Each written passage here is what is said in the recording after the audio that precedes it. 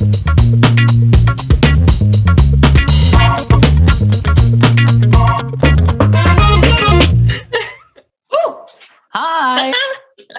Hi, panel viewers and panel friends that I will be talking to. We are in the panel discussion of ideas, where to find them and what to do with them. And my name is Jackie Davis, and I am in Rochester, New York, talking to you from my apartment. And back there is my door covered in jackets. So I am just going to let everyone introduce themselves, and we'll start with Meghan Lands. Hi, I'm Meghan Lands. I am a Montreal person normally, but I moved to LA in January, and I'm still there, also in an apartment. Cool. Are you working on anything? Yes. Not a lot of personal stuff. Thankfully, I'm still employed by my job. I'm working for Warner Animation right now, and we are working on the show Jellystone for the HBO Max streaming service. Cool. Yeah, I opened this panel with a lot of vagaries, but I think it would be nice to introduce who we are and what we're working on this pandemic. So I make the comic Underpants and Overbites, which is a diary comic about my life. And you can find it on the internet if you Google Underpants and Overbites, but not on a university computer, because the underpants part gets censored. They think it's bad, but it's not. Okay, so Meghan did the introduction. Now we're going to go to Jessica, or Jess over there. Hi, I'm Jess. I've drawn a bird every single day for 963 days. Wow. I'm shooting for a full 1,000. So that's what I'm working on, is like the home stretch. Oh, and where are you? I'm usually based in Montreal, but right now I'm at my parents' place where I grew up in the Yukon, so northern Canada. Cool. And Josh, you got that professional studio lighting. Are you in your house? Yeah, I'm in my house. This is the kitchen. I'm Josh. I do False Knees comics. And you can find them on the internet if you Google False Knees. I think it's the first thing that comes up still. Fingers crossed. Yeah. This pandemic, I am working on just business as usual, doing my comic when I can, and yeah. Cool. That sounds good. Mm-hmm. This is all right. So this panel about ideas is kind of vague, because where do you get them? Where do you find them? All that stuff. But and I texted Jess and Josh this morning, like, you got any ideas for my idea panel? And they didn't. Oh, Josh said to ask, what is an idea? So before we start with that, that was a joke one. Before we start with that crowd stopper, I picked out some quotes to read from people that are like more familiar with the creative process, or they just put their words together nicely. And this is Letters to a Young Poet by nice. Renier Maria Rilke. And I said Rilke for a long time until a lady at the bookstore yelled at me, but on the phone. There's this great quote, and it's, "There is here no measuring with time, no year matters, and 10 years are nothing. Being an artist means not reckoning and counting, but ripening like the tree, which does not force its sap and stands confident in the storms of spring, without the fear that after them may come no summer. It does come, but it comes only to the patient, who are there as though eternity lay before them. So unconcernedly still and wide. I learn it daily, learn it with pain to which I am grateful. Patience is everything." And I think that really sums up the creative process that I've discovered in having made my comic for 4 years.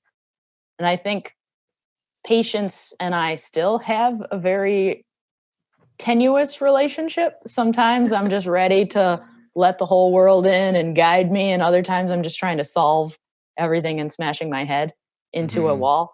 And a great example is how I got this book. And really, I was feeling kind of lonely, looking for new friends. So I joined this random book club. And then the next meeting was like a white elephant party where you have to exchange a gift, and I didn't have a gift. I just had one of my own books in my car, and I wrapped it in a t-shirt I was going to give to Goodwill. And then this book was part of the exchange, and it was like this little one in the middle of the table, and it had this fun like Japanese character writing on it, and I was going to go to Japan, so I was like, yeah, I want that one. And then I read this book and I was like, this is the best book I've ever read in my life. And I think for a long time I thought creativity functioned like super linearly. Like I send one email and I get one internship and my life is solved. And I think to start out with this discussion, I'm just really interested in, I got it here with my sticky note.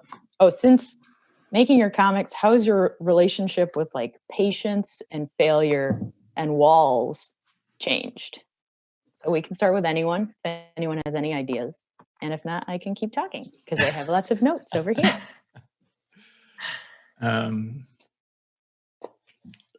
I feel like I have something to say about that. My experience with, yeah, I mean, it's all very relatable.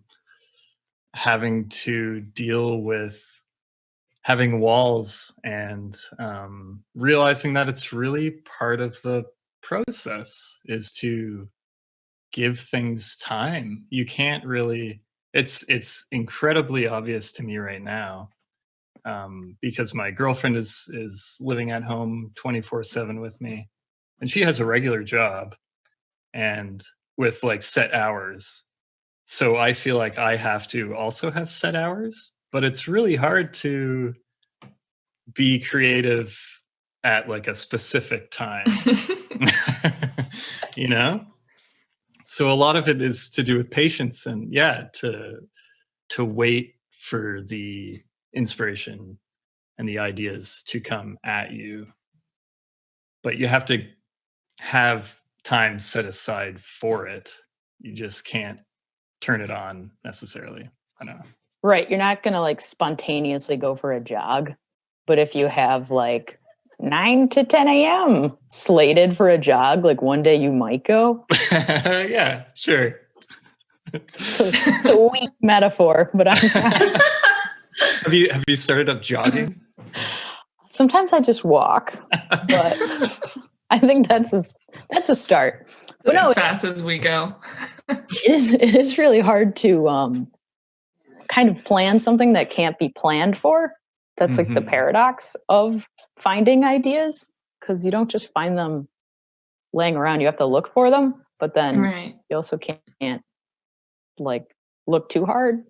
Or at least I can't, because then my brain will break and then I can't work at all.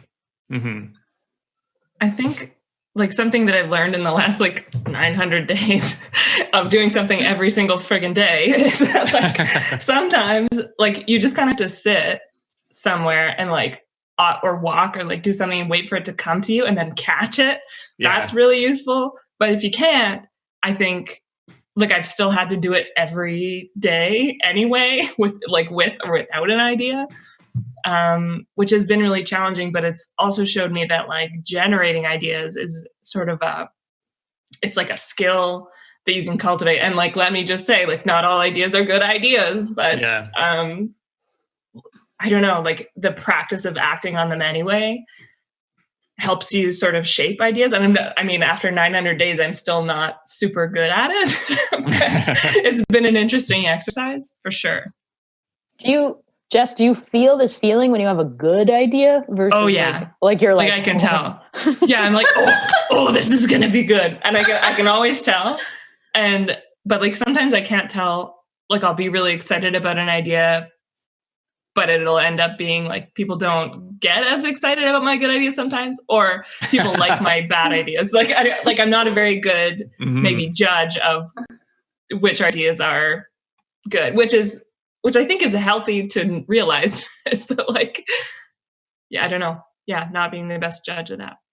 Yeah, I think people are everything's changing so quickly, but people are just so like social and it's weird to be like, I have an idea and people love it. And I think it's terrible. Like my worst idea is their favorite thing. And then I'm just like, I don't know how to predict this, but I feel like I get better and better at figuring out what people might like.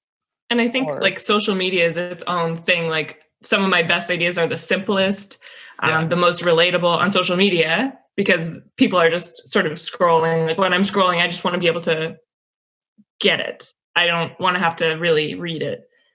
Oh, and so that sort of changes the, you know? Yeah, absolutely. Yeah. Yes, that also brings up an interesting point about how ideas can contend with social media, because I think some of them are just best served other places. Yeah. Well, that's the tension in the quote you were reading, Jackie, isn't it? Because this idea of your practice is something that's supporting your sort of becoming, right? Like the tree. And I think that's certainly for me, that's where I want to be heading in my practice. But you got to eat. And there's this tension between what is going to be grabby, what is marketable, what is going to feed you, and what is going to actually advance the growth of that tree. And I think that's a pull anyone has to contend with. Yeah.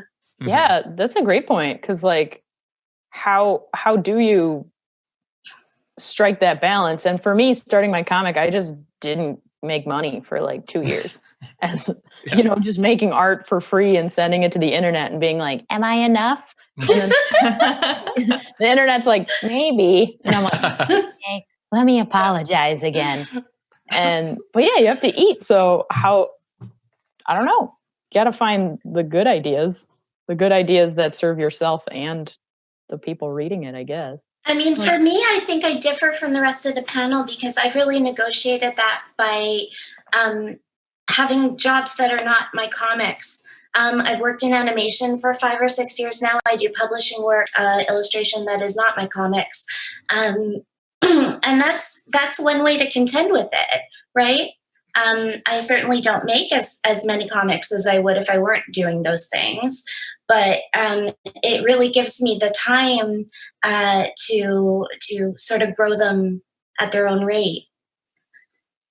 Do you find like working for other people, does it take some of the pressure off of your ideas, or does it increase them because it's for money?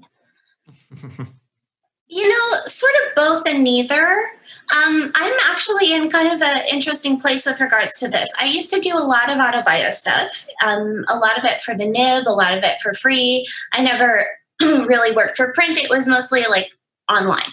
And I sort of found I was hitting the limits of that. And one of the things that I thought might be impeding me was that for years I was pushing myself to work incredibly quickly and just grab sort of any thought that came to me and just like see it through as fast as possible. And my attention span is notoriously short. So really just fast. I was trying to outrun myself in a lot of ways. And what I'm doing now is sort of a product of stepping away from that and slowing down. And I've been working on some projects that are fiction, which is new for me. So there's pressures associated with that, but they're different pressures. Yeah, I would say the pace that I'm working at right now is like really, really fast. Like, and I'm like, oh, I'd love to make a graphic novel one day, but I still need to get paid by making comics every week. And social media creates that pressure of like, honestly, some days I wake up and I'm like, am I still relevant? And it's been like 4 days since I posted something on the internet, and it's I am so scared to stop posting daily. Like I don't know what's going to happen, but I trust, like I look at your examples of like, you actually get to set your own pace, and however it is, it'll be fine. It'll adjust. I really believe that you can set your own pace on social media, but I understand the pressure. Like, if I don't post something in a week, I feel like, well, what did I do all week? That was a wasted week because nobody has any evidence of me working. Nobody has seen me. Yeah, exactly. It's so egotistical, but I totally get it. I think you can set your own pace. Well, and sometimes posting online for me is like, it's a way to like prove to myself that I'm not as big a failure as I feel in that moment. Like, I'll be like, who am, like, when I'm feeling my best, like, the internet is just like a bonus point on like, oh, I made great art. I got great friends. Like, now I'm going to put this online and just like show it to people and not even look at who responds to it because I'm so comfortable with myself. It doesn't matter what the world thinks of me. And then on a bad day, I'm like, I don't know who I am. And then I'm like, maybe these people will tell me that I matter. And so that's like a whole nother refresh. Where I can't imagine what it must feel like to be like, I am going to take a break. And like my book comes out in 2022. You're just because social media, I feel like I'm broadcasting the roller coaster that is my life instead of the natural pace that is everyone's life. But we got some good questions in the comments over here, and we have one to Josh and Jess. It says, "Do you feel constraint about coming up with only bird-related ideas to make content?" Finished by Juan. That's a great question. Do you want to take it first? Okay. I guess sometimes I have ideas where, it requires to have a human in it, but I just eventually forget about it. Like you forget about those ideas? Yeah. I just like filter it out. You will never do. You'll never do. Tell yourself it doesn't matter so you don't feel like a loss from it. Yeah, nothing matters, so. No, but I don't personally feel any constraint about using birds because they're so versatile. That's why I use them. I'm sure that's why you use them too. And I think like some of your non-bird comics are like my favorite, and like even you draw such good people and rabbits, like, or there was that one you did maybe like hourly comic day where probably your girlfriend is doing yoga beside you and you're just in child's pose the whole time. Oh, that was very funny. That just Thank you. it hits the spot, you know. It is fun to draw people every once in a while. Oh, you're really good at it. And like I've been wanting to try to draw people, but developing a new style after drawing birds for more than 2 years, like almost 3. It's hard. And so I feel like I'm gonna have to buckle down and do it because I really feel an urge to do it. But I feel like exactly like you said, like birds are so versatile, and I think creativity actually needs limitations of some kind. Like if you didn't do 100%, if it wasn't birds, because you need some sort of, it's like a foothold or like a seed to like grab onto, and then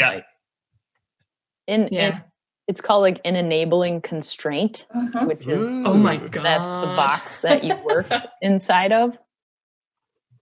But then I think it can get scary because, like you said, you're trying to draw people, but you're already so good at drawing birds that it's like, do I want to do that? Because like, I mean, I'm like Josh, where I do everything in watercolor, and then I'm like, maybe I'll paint in another way, and then I'm like, no, like, I don't care. It's dead to me because there's just it's so the painful. gap. I have like a 12-year gap on watercolor versus every other medium.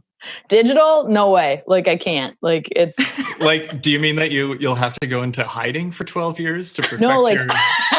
No, like it's like my points are so skewed. Like all my other skills, it's just like 12 years of like watercolor, and then everything. You know, it's not like time to try oils. Like it's like no way. And I mean, but at the same time, I think it's helpful because I'm familiar with the process, so I wouldn't be so alarmed by how bad I was or how much it wouldn't take you 12 years to get good at oils, probably. Right. I'm not saying oils aren't complicated, but I'm saying you've got the foundation. Pick it up in a week. Yeah. See, but I would be familiar enough with the stamina. So that's like with, you know, learning to draw people, Jess, you already have the language of creative exploration. And like, even with that language, it is excruciating to draw things you don't like. It is excruciating. Like, sometimes I don't know if I'm up for it. That's true. That's true. Whenever somebody wants me to draw a dog, I go like, oh no. Oh yeah, those back legs, those knees go the other way. I just all my It's so wrong. knees are going forward. That's it. Okay, we got a question from Sarah Blam. It is, for most of you, you illustrate normal but often uncomfortable thoughts and feelings, sometimes mental health topics. Is that something that motivates you, or was it something unexpected? Yeah. So it is motivating.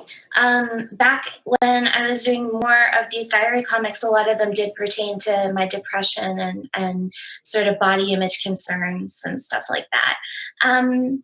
Yeah, I think what I was looking for as far as subject matter was sort of something I felt strongly about, and something that felt like it was close enough to a narrative that I could pull some kind of a story together, and something I had something to say about. So this was my own experience that seemed maybe more potentially interesting than a lot of other parts of my day. Yeah. For me, it wasn't like my intention to make stuff about mental health or deep thoughts, but I just make comics about what I care about. And when I started my comic, I cared about like funny jokes because I've just been like a funny joke person my whole life. Mhm. And then over time, I discovered a lot more like, I mean, it was only 4 years, but it's like at first I was just so afraid to tell my own story. I wanted to tell other people's stories like, oh, like my husband said something funny. I'm going to make it a comic. And those are still gold. Sometimes it's like being given a comic wrapped in a little bow. Yeah. But I try a lot harder to write about what I care about, which is like how I feel and how I connect with people. But it's really, I can only like mirror the art that I create by thinking about what it is that I would want to read now. 10 years ago, I would not have wanted to read what I make. I would have been like, who does she think she is? You know, like too sensitive. And now I'm just like, I totally understand like yoga message tote bags.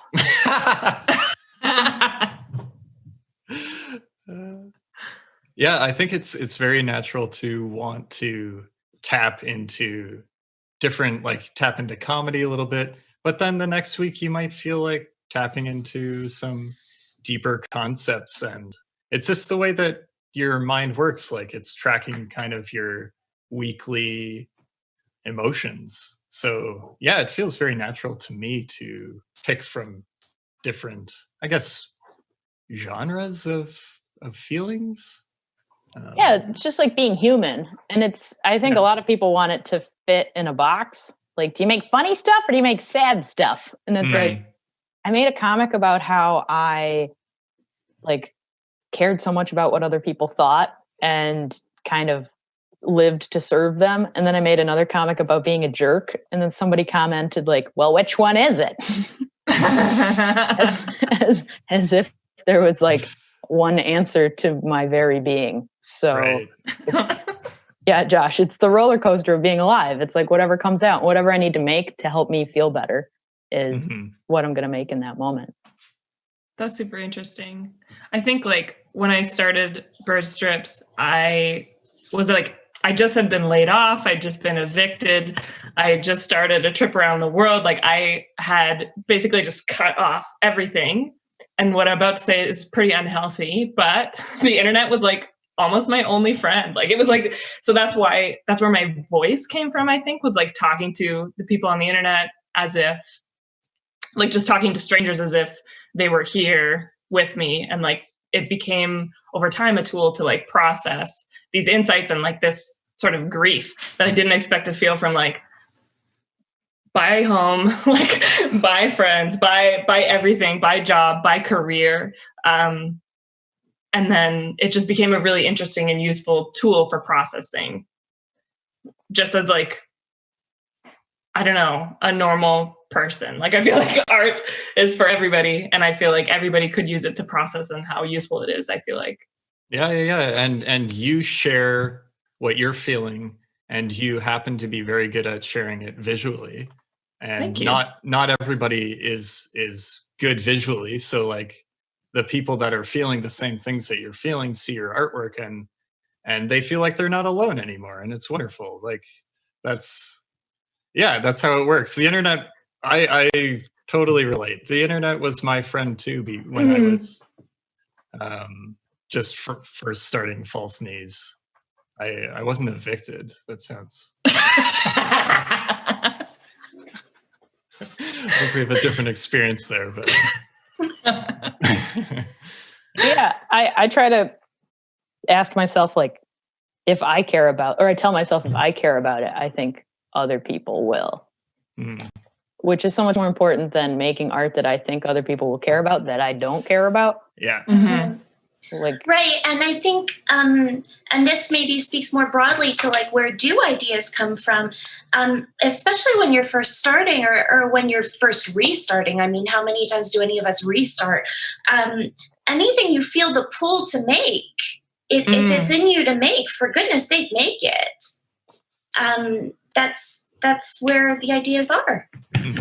yeah, totally. And like, I feel sometimes I just have to make a comic, kind of like Jess. Like, I only have to make one once a week, but it's like, sometimes I'm like, okay, I'll make it, I guess. And then, and like, I go through my sketchbooks and I'm like, nothing. What do we got in here? And then every once in a while, like, it's like this like beam of light, like just illuminates one of the ideas. And then I'm just like, everybody shut up. Cancel my plans. And then I'm like, scribbling furiously. And I love that. That's where the ideas come from. But then at the same time, sometimes I've done it in a way that's like, I really needed to do something else that day. So then I lied to myself that, Right. I'll be like, I'll send those packages later after I get my Eisner Award. And it's like, it's deflecting. Oh, that moment when you have a good idea, it is so clear. Like, I'm not sure where it comes from. So I probably should have thought about that before this conversation.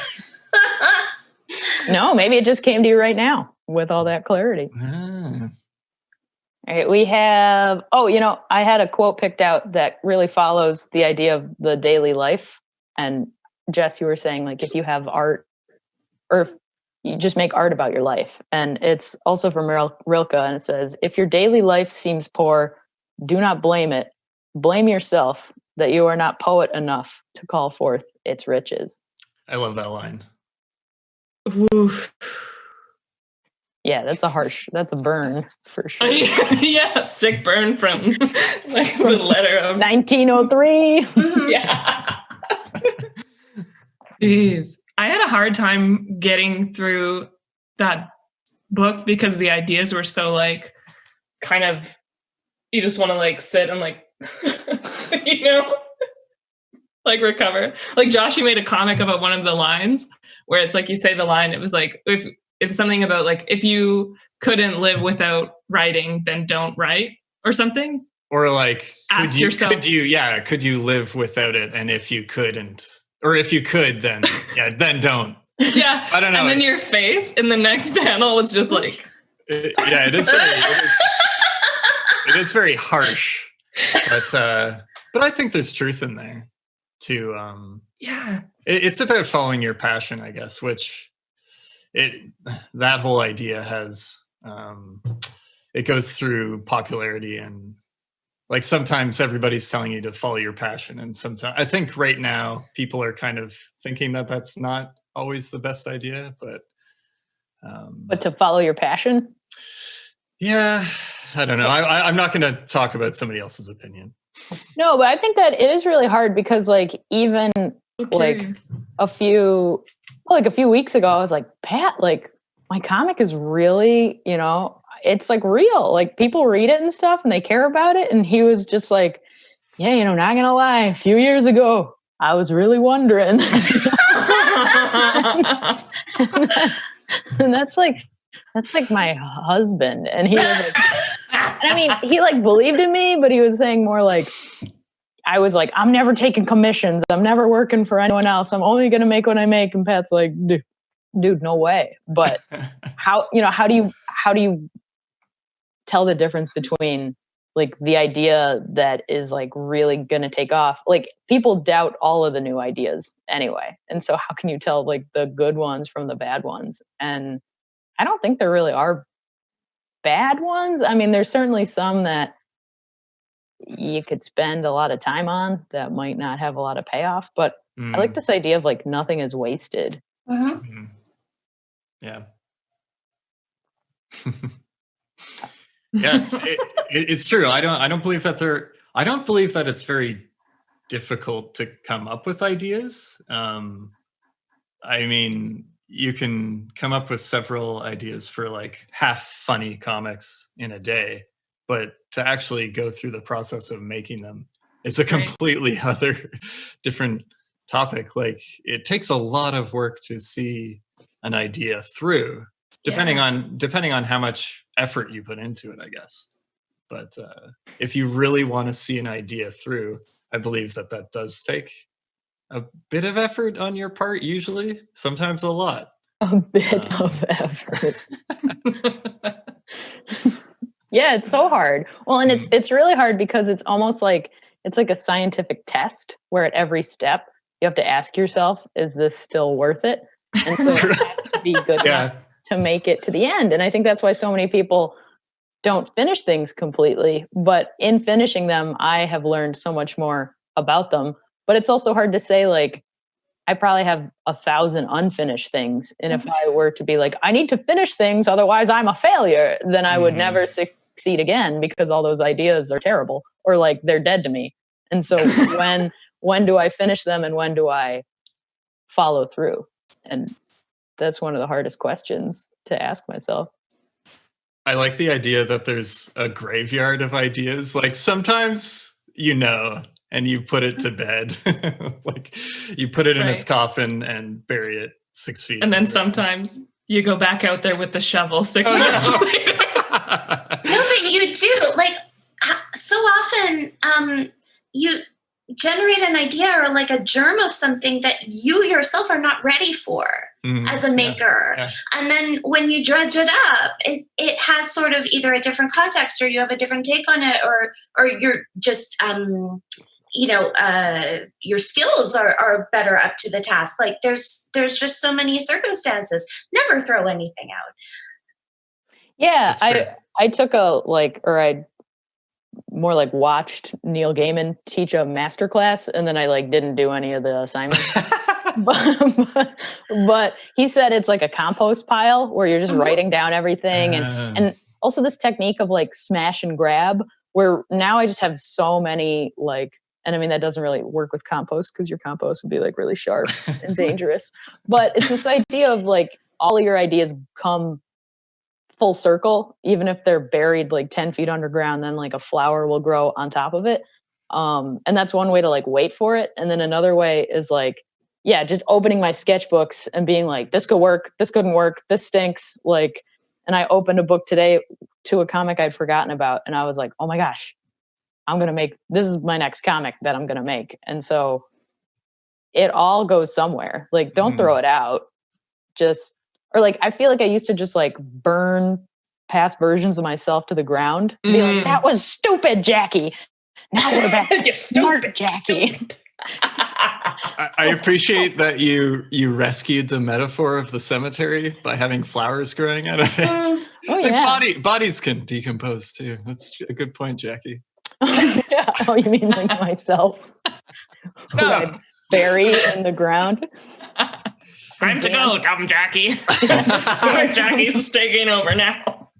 Yeah, that's just mega dumb Jackie who thinks dumb Jackie's gone. That's the stupidest Jackie of all. Okay, I have a question from Jennifer Douglas. After years of interacting with folks via social media, do you still feel the fear of sending new material out into the world?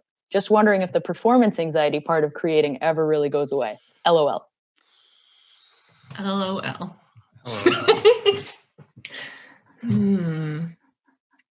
I think when I first started and I was only posting on like my personal Instagram, and it was like day 14, I would still like shut my eyes and like push the button because I'd be like, you know what? Tomorrow's another day. It's going to be a new thing, new bird. Not all birds have to be good birds. We're just going to, you know. And I think I feel much less about that now. Like if I make something and it only gets like, I guess I measure my performance by likes, but like, you know, but if it gets like way less than usual, I'm like, like it maybe hurts a little bit if I cared about it a lot, but tomorrow's another day. You just keep going. Your best work is always ahead of you. Ooh, I like that. I think you're right too. Mm-hmm. Yeah, that helps take the pressure off. It's like, if I believe this isn't the last sentence I ever say. Yeah. It doesn't, because then it doesn't have to be good. Yeah, you can always redeem yourself. Like I'm working on a podcast with a friend right now, and like the first episode, listening to it, I don't even know. Like I hated it. I hate it. I hate everything about it. But we're gonna publish it anyway because, you know, when you start listening to a podcast, there's 100 episodes. It takes a long time. Maybe you either start at the beginning or you start at the end, and it takes a long time to get back to the start. So no one's gonna see the stuff at the start if you just keep friggin' going. Yeah, and even if you like if the person went back to the start, it's more a measure of how much you've grown instead of how much you used to fail. That's not your problem. That's their problem. I come at this differently because I don't post as regularly as any of you, and maybe I'm old. I don't engage in social media in exactly the same way, I don't think. But I will say this is what I did, and I advocate for it wholeheartedly. Fail aggressively, fail constantly, and fail while nobody's watching. Because those first few months or maybe even years when you're toiling in obscurity, nobody sees. Feel like crazy. I can't advocate for it strongly enough. It is so great and important. Failure. Yeah. Yeah. And even like to have the success that I have right now, it's still obscurity. Like I try live videos on Thursdays and I just sweat a lot. And then even my mom was like, you know what you could really try to do? And I was like, oh, Mom, why don't you try live streaming? It was helpful, but frustrating. But yeah, the failure is, it's like, I don't want to always be preparing for when I arrive because I'm never going to arrive. Like, this is just who I am. But it's also really freeing to be like, whoops. Like, I had some magazine interview and I emailed the woman my phone number and then she never called me because I just like had a typo in my own phone number. And then I was like, oh no. And yeah, fine. You know, it wasn't Rolling Stone. It was. And even if it was, I mean, come on. Everything is practice, right? Totally. Josh, do you feel the stress of social media before you post?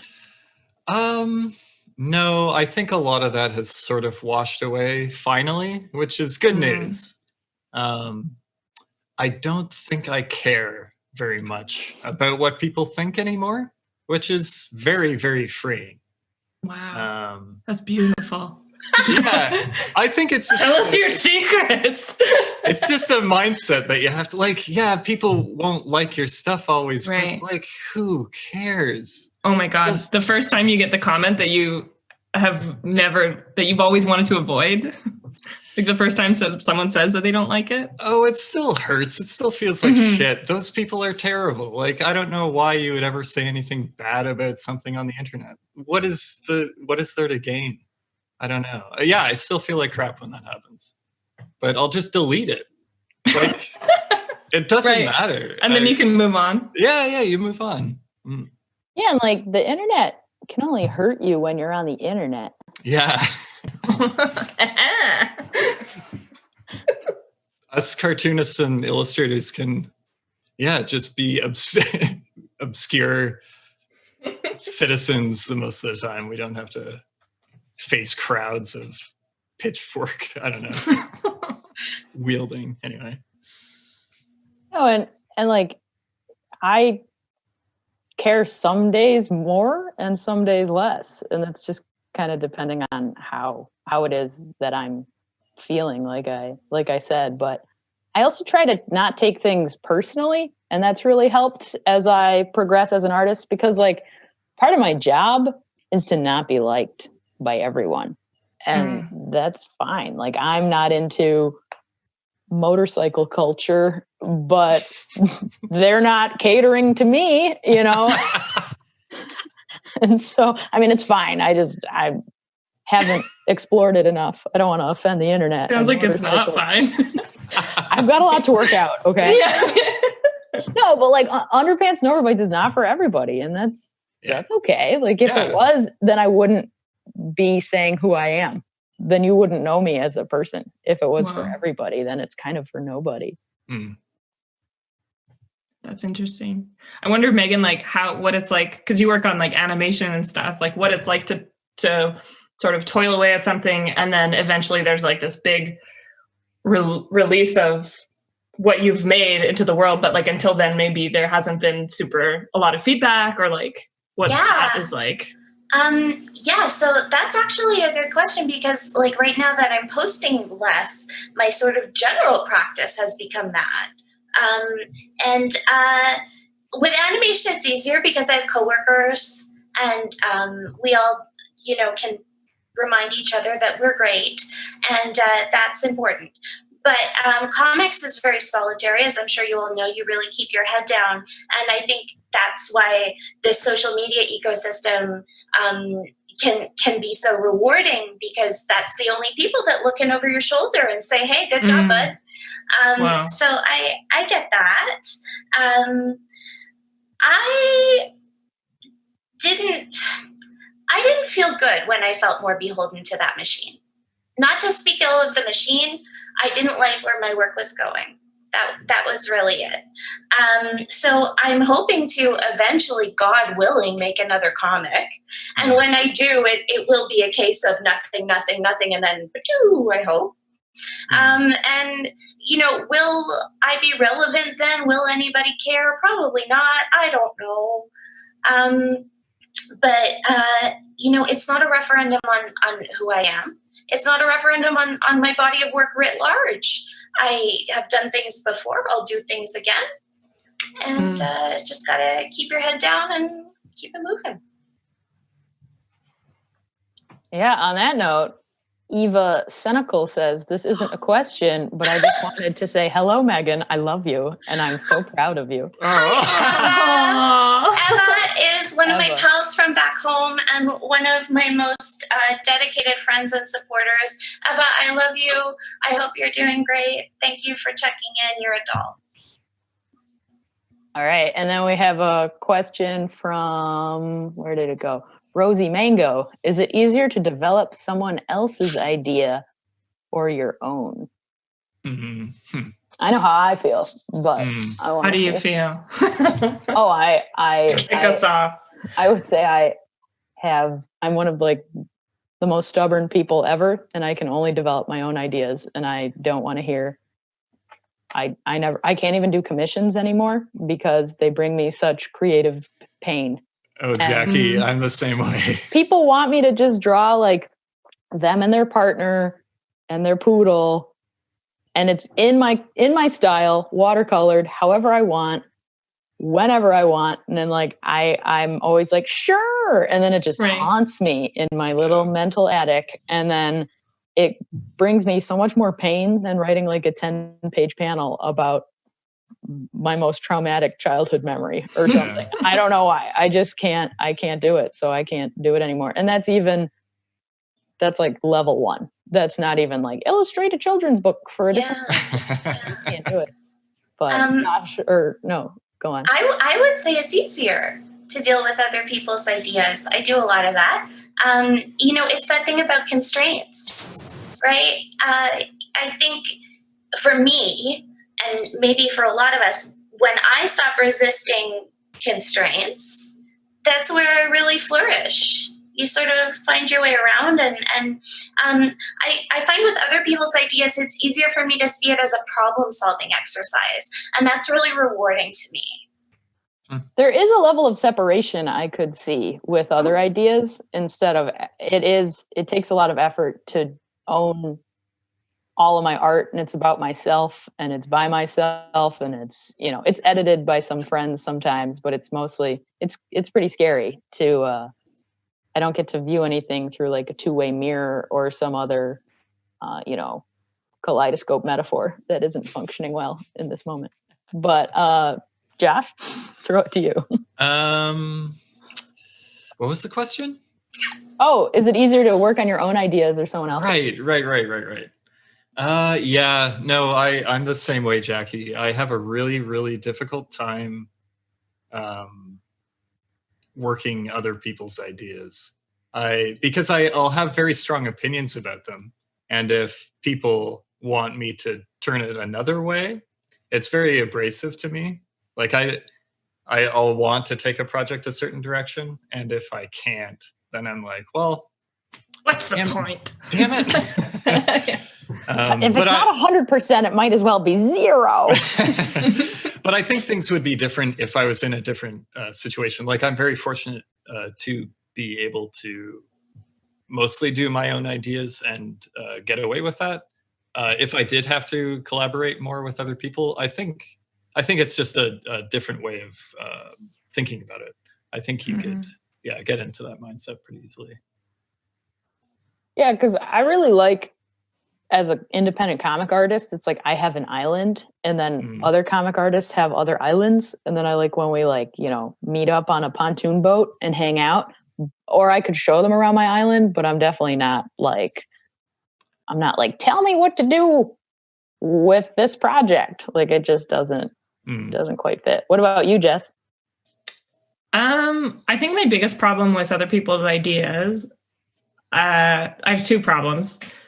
One is like other people's ideas. Like I looked at Meghan, I'm not sure if this is true. You're gonna have to confirm. You illustrated Wannabe Farms, right? Yeah, I did. It came out this year in February. It looks so fun. I'm not a child and I want to buy this book. I think it's a children's book, but I want to buy it. I want it. But I looked at your characters that you drew and my first thought was like, these look so free to me, like so free and joyful. And like, that's what I want. That place that I want to personally be is like, not on a farm, well, on a farm, yes. But I guess what I mean is other people's ideas put me in this like perfectionist like loop where it's like this obsessive thing where like it has to be exactly right and like, am I enough? Is this good enough? And that's very dangerous for me to be. Like I just do not make best work when it's on other people's ideas. And my second thing about other people's ideas is like I'm doing the Artist Way right now, which is like a 12-week program of journaling and that kind of stuff. And one of the questions was like, when you're 80, describe yourself when you're 80 and then write a letter to yourself now. And the first words out of my mouth was, you do not have time to waste on other people's plans for you. And I wrote that and I was like, oh my God. But like to act on other people's ideas, right? Like there's so much potential and ideas in each person.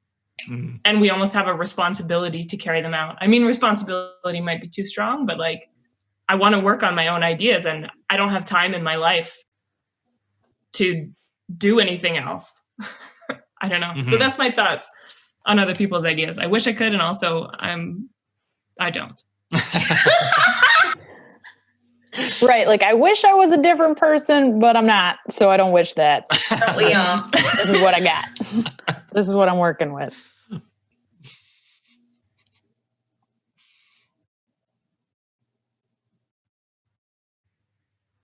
Okay. We are coming towards the end of our program here. And I'm looking at the list of questions. And I really like this stumper.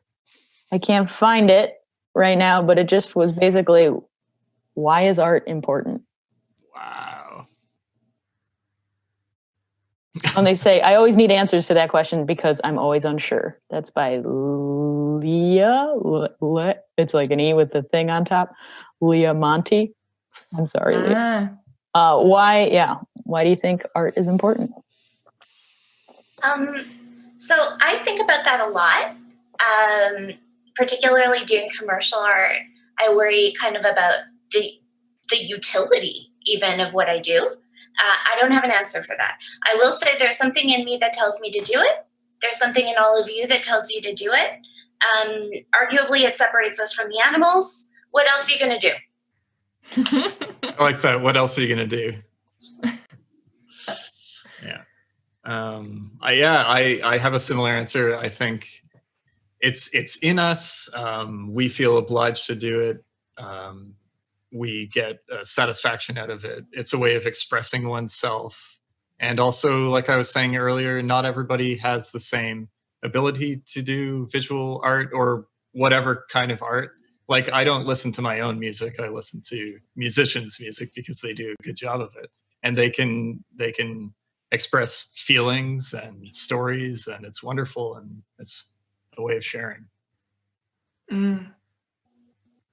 I think art is important because of the connection you can forge with other people, but also because of the life skills that it gives you. Like, it gives you this ability to, like, as you practice, you can see more clearly. You learn to imagine like a future that's different. You learn how to work with your mistakes. Like, it's a lot of like life skills that could benefit you everywhere. So I feel like that's a great reason to do art and make art. That is good for you and your brain. Yeah. Yeah, I think art is this amazing way to express like how I feel on the inside, but can't quite articulate just through words. And it's this really cool place where people can view it. I think they can see themselves in it if they want to, or they can just look through it like it's a window and see the artist. Wow. It's like a window or a mirror. And I think that's really magical. Oh, that is magical. Your practice is your way of making meaning, right, in your own life. And I think everyone, Joshua was saying not everyone's a visual artist. Everyone, regardless of being an artist or even being creative, everyone has the means of doing that, or they need one. And that's ultimately what it is, because we'd still do it even if no one was looking. Who knows why? Yeah. Right. And even if not everyone is an artist, everyone's a person. Mm-hmm. So they're going to feel that experience in the way someone represents their experience somehow.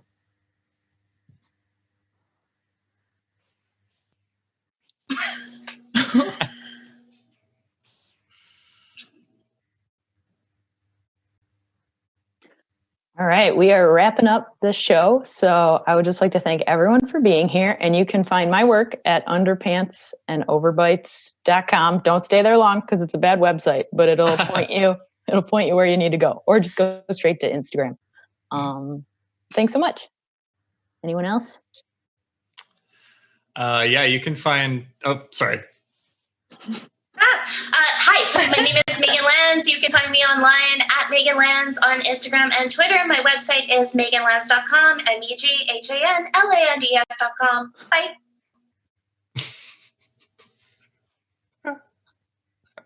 That was like a song. I'm going to force you to go to falseknees.com. I need those hits, baby. falseknees.com. Thank you.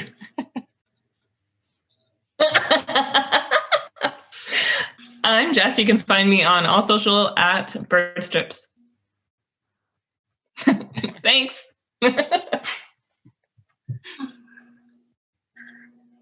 Thank you. Bye. Bye.